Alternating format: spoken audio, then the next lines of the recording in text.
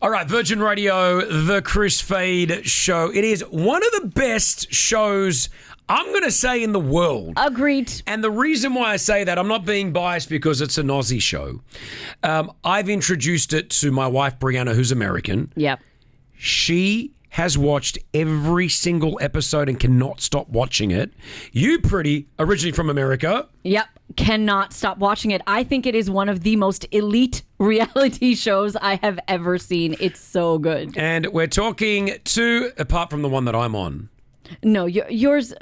Oh, okay, fine. Married at First Sight. That's what we're talking about. Yeah! They're up to season 11 in Australia. You can watch it locally on OSM Plus, and we've got the man, the relationship expert, the guy that's been there from day one, the one, the only. It's John Aiken. Yeah. Look, I'm grateful. I love the fact that you guys are into it, and it surprises me after all these years. I mean, I started back in 2014. No one thought it would be a success. It was a show about relationships. And at that time, you know, there was a lot of reality TV with cooking, singing, dancing, renovations, but nothing like this. And then it just exploded. And here I am now 11 years on. Yeah, it's really interesting because, honestly, like my wife, who's originally from LA, and Pretty, who's originally from New York, they love their reality TV. Yeah. And when they came across MAFS, both of them, without talking to each other, told me the same thing. They just went, I think this is the best show, reality type of show that I've ever watched. And specifically the Australian one. It's like the other ones, great, they're doing their thing. But it's and it's sort of, as an Aussie, I was proud. I'm like, we do good at reality TV, you know? But what is the secret to the success of MAFS, of Married at First Sight Australia? Well, I think for starters, it got supersized. So you're getting nearly 40 episodes of it every year, whereas most countries around the world don't do that. I think we've got every year casts that people fall in love with. Some are villainous, some are polarizing, others you want to, wrap your arms around. You also hear from the experts in a very hard, direct way, which can be quite compelling because we hold people accountable. And I think ultimately you can watch this show and learn what not to do when it comes to relationships. If you're single, you will watch it and you'll say, I need to avoid that type of person. And if you're a couple, you'll watch it and go, gee, we need to change up here. Otherwise, we're going to head down that path there that they're on. So there's a lot of ingredients to it all that makes it so successful. But I think at the core is the fairy tale. Can two strangers actually fall in love? And for people that have never watched MAFS, that's what the baseline is. Exactly. So you've got John and the experts who take a look at these different people who are looking for love. The main aim here is they're looking for a partner. For whatever reason, they don't have one in their life. And they match these two people up. The first time they ever see each other is at the wedding. Wow. They say hello. Yep. They introduce themselves. They go whisked away to a honeymoon. Yep. And then week by week, they're getting to know each other. And at the end of each week, John will turn to them and say, what's your decision? Do you want to stay in this marriage or do you want to leave? No. And it's so true, John. Like, I will watch it and my husband will be like, why are you watching this? And then he's totally into it as well. He wants to know because we fall in love with these characters. We want them to fall in love and find true love. John, has the show changed, do you believe, over the years? Because initially those first few seasons, you're getting, obviously, people that just want to find that relationship. They do want to fall in love. Yeah. Now they know it's one of the most watched reality shows in the world. Hey, this could be a quick little ticket to get some TV time. I mean, they probably do a really good job casting everyone, but have you found that the show's changed at all or evolved? Oh, it certainly has. I mean, the participants that we have on now, their personalities are much, much bigger than those that started back in the day, you know, series 1, 2, and 3. And there's a lot at stake for them now. They do have, media, podcasts. They want to become influencers. Some become OnlyFans stars. So there's a lot going on for them.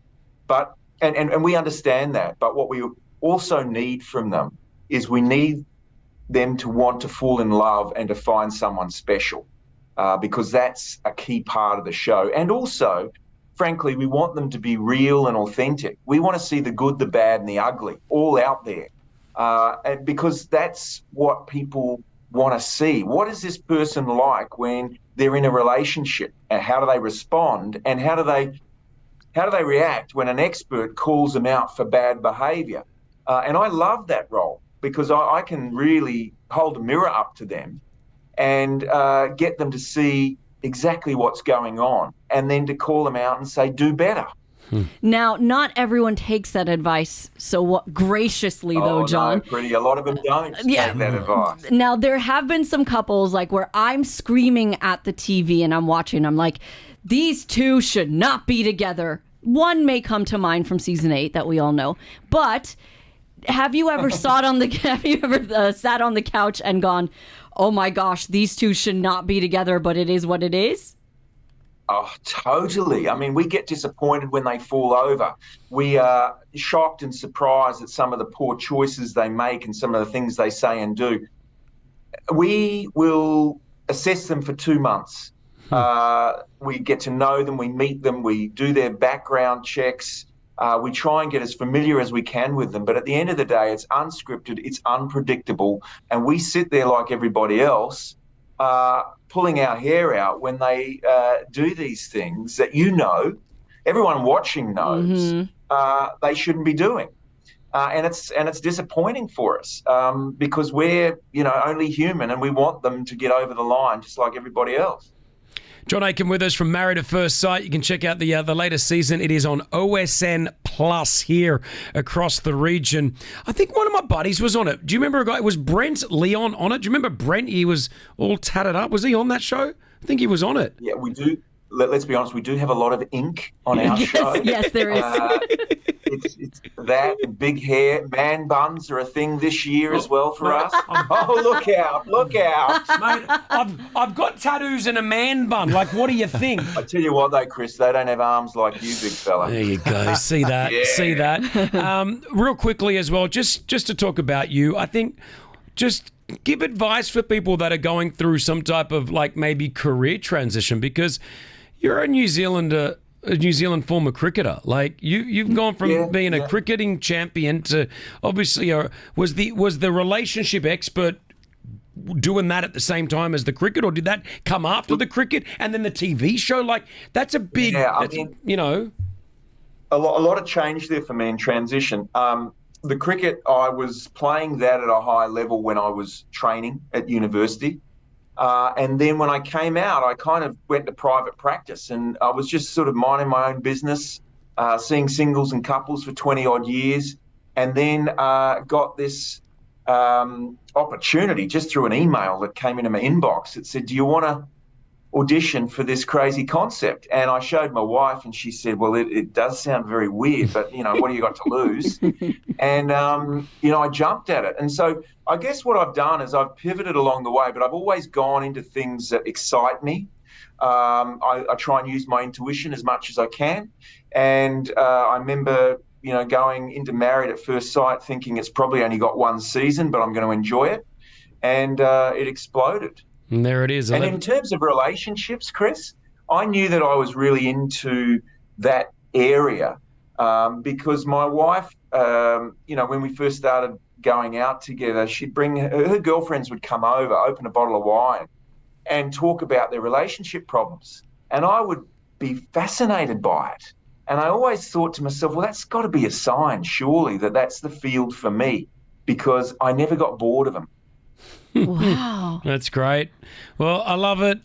We appreciate your time. We know you're very busy. You can go again, as I said, Married at First Sight Australia on OSN Plus. There are others.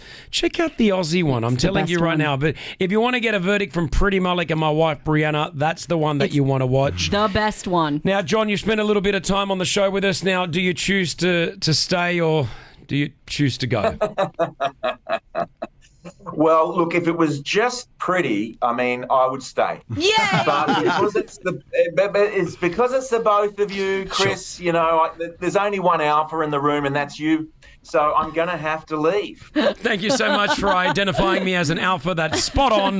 There he is, Married at First Sight, the legend, the man, the myth. Not anymore. It's John Aiken. Thank you so much. Thank you, guys. It's a pleasure, and enjoy the series. Virgin Radio